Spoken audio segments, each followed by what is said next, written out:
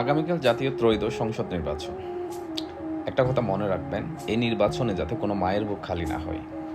আপনি নেতার সাথে চলছেন, নেতার হয়ে কাজ করছেন, নেতাকে সাপোর্ট করছেন, ইটস অল রাইট।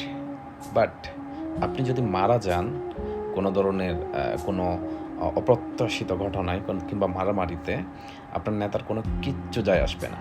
আপনার জায়গায় সে আরও হাজারটা কর্মী নিয়োগ করবে, উল্টা আপনাকে নিয়ে সে পলিটিক্স করবে, তার দল পলিটিক্স করবে।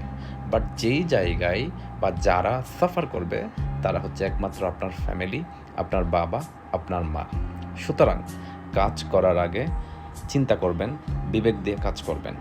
কোনো জায়গায় কারোর সাথে কিংবা আপনার অপোজিশন যারা আছে তাদের পার্টির সাথে কোনো ধরনের উস্কানিমূলক কথাবার্তা, মারপিট এসবে অবশ্যই পরিহার করবেন, অ্যাভয়েড করে চলবেন। একটা কথা মনে রাখবেন, পলিটিক্স থেকেও আপনার জীবনের মূল্য অনেক বেশি।